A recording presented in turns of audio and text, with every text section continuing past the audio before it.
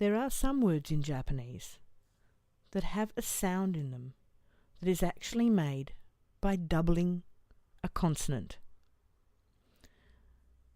In English, we don't hear a difference when we say a double consonant, but in Japanese you do. It's almost like they stop for a second. An example is a major city of Japan called Sapporo. It's not Sapporo, it's Sapporo. Another word is kekka, meaning result. Kekka. Another example is when you want to ask somebody to wait. Matte. Matte. Or if we're talking about a magazine, zashi. Zashi. What this means is we're doubling the consonant to make us pause for a second.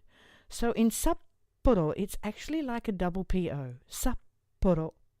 In kekka, it's as if we've got a double K before the A sound. Kekka. In matte, we actually have a double T-E sound, which becomes a double T-E te sound. Matte. Matte. And in the magazine word, it's not just zashi, it's zashi. And it has a little pause, almost like a glottal stop, if you know what that is. Perhaps if you know some Scottish, you'd know it. To write this idea or this sound in Japanese, we use a small tsu. Remember in the T column, ta, chi, tsu, te, to. We use a small tsu before the letter to be doubled. And you can see in Sapporo, the small tsu comes before the P-O. In kekka, the small tsu comes before the K-A to make double K-A.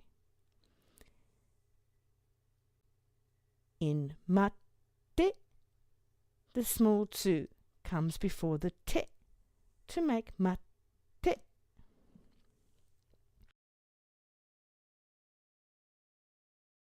And in the Japanese word for magazine, zashi, the small tsu comes before the shi to make us give it a little bit more emphasis or a little bit of a pause before we say the shi. Zashi.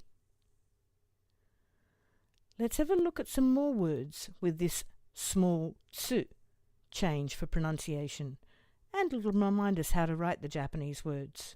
Of course, you can download the attached PDF to challenge yourself to write the Japanese words from the romaji, from the English lettering, and put it into hiragana using your hiragana chart and the rules you're learning through these lessons.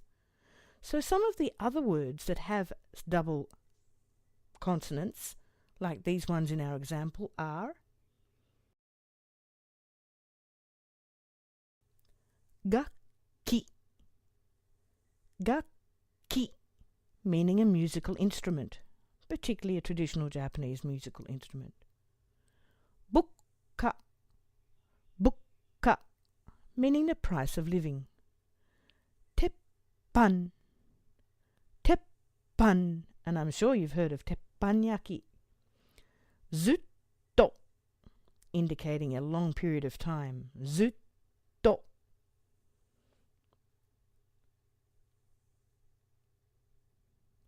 Kitto, definitely, without fail, absolutely. Kitto. The little tsu gives us a double T sound. Kitto. And shippo.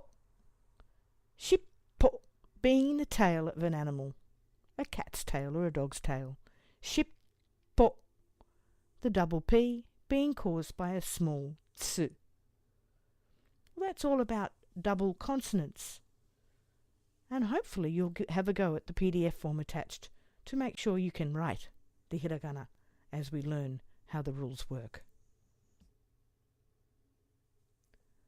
There's one more traditional Japanese word we'll learn for today, and that is natto.